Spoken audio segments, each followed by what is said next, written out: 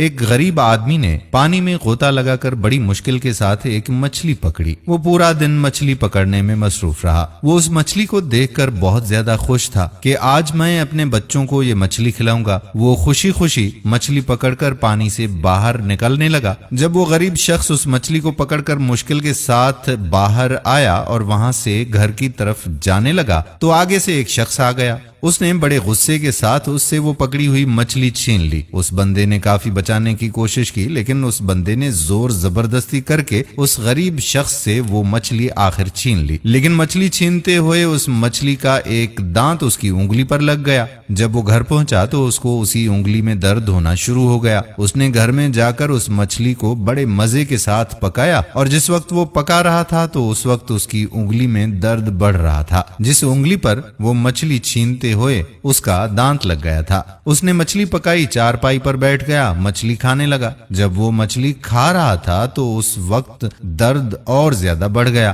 اب آہستہ آہستہ اس کی انگلی کا درد تیز ہوتا جاتا ہے اور اس بندے کی برداشت سے باہر ہو جاتا ہے۔ یہ بندہ ڈاکٹر کو کال کرتا ہے کہ جلدی سے آپ میرے گھر آ جاؤ، مجھے بہت تکلیف ہو رہی ہے۔ ڈاکٹر صاحب جلدی سے اس کے گھر آ جاتا ہے اور آ کر پوچھتا ہے کہ کہاں پر درد ہے؟ تو یہ بندہ کہتا ہے کہ کافی دیر سے میری انگلی کا درد ختم نہیں ہو رہا۔ ڈاکٹر بڑے غور سے انگلی کو دیکھتا ہے اور کہتا ہے کہ آپ کی انگلی میں تو بڑا ہی انفیکشن ہو چکا ہے، یہ انگلی کاٹنی پڑے گی ورنہ یہ انفیکشن آپ کے ہاتھ میں چلا جائے گا۔ صبح آپ ایسا کریں کہ ہاسپٹل آ جائیں، آپ کی انگلی وہاں پر کاٹ دیں گے۔ اب اس کی درد ہونے والی انگلی کاٹ دی جاتی ہے۔ یہ بڑا ہی پریشان ہوتا ہے۔ ہسپتال سے گھر میں جب واپس آتا ہے تو بیٹھ جاتا ہے، لیکن پھر بھی اس کا ہاتھ کا درد ختم نہیں ہوتا۔ یہ اپنے ڈاکٹر کو کال کرتا ہے کہ جلدی سے میرے گھر میں آ جاؤ۔ ڈاکٹر اس کے گھر میں آ جاتا ہے۔ یہ ڈاکٹر کو کہتا ہے کہ آپ کے کہنے پر میں نے انگلی کٹوا دی، لیکن ابھی بھی میرے ہاتھ کا درد ٹھیک نہیں ہو رہا۔ ڈاکٹر جب اس کا ہاتھ چیک کرتا ہے تو کہتا ہے کہ تیرا ہاتھ انفیکٹڈ ہو چکا ہے، اب تو تیرا ہاتھ بھی کاٹنا پڑے گا ورنہ یہ زہر پورے جسم میں پھیل جائے گا اور تم بچ نہیں پاؤ گے۔ اگلے دن اس کا ہاتھ بھی کاٹ دیا جاتا ہے۔ اب یہ اپنا کٹا ہوا ہاتھ لے کر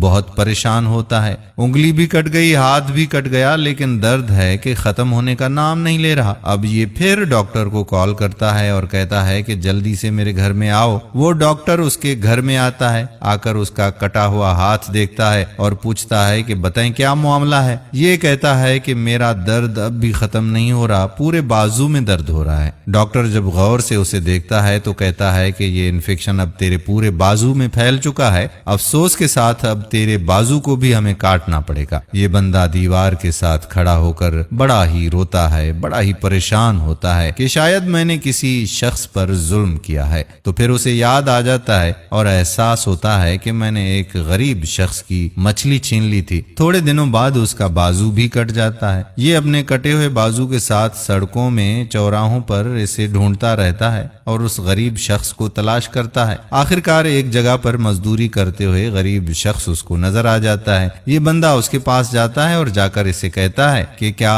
تو نے میرے لیے بد دعا کی تھی؟ اس غریب شخص نے جواب دیا کہ ہاں، تو نے میرے بچوں کا رزق چھین لیا تو میں نے تیرے لیے بد دعا کی تھی۔ تو وہ شخص اس غریب شخص سے کہنے لگا کہ خدا را اب مجھے معاف کر دو، یہ دیکھ پہلے میری انگلی کٹ گئی، پھر میرا ہاتھ کٹ گیا، پھر میرا سارا بازو کٹ گیا۔ درد کی وجہ سے، تکلیف کی وجہ سے میں بڑا پریشان ہوں۔ صرف تو نے مجھے بد دعا دی اور اللہ تعالیٰ نے مجھ سے تیرا بدلہ لے لیا، یہ اسی کا ہی نتیجہ ہے۔ وہ شخص اس غریب کے پیروں میں بیٹھ جاتا ہے کہ اللہ کے واسطے اب مجھے معاف کر دے۔ تو وہ غریب اس کو اٹھاتا ہے اور اسے اپنے گلے سے لگا لیتا ہے اور کہتا ہے کہ جناب جائیں، میں نے آپ کو معاف کر دیا۔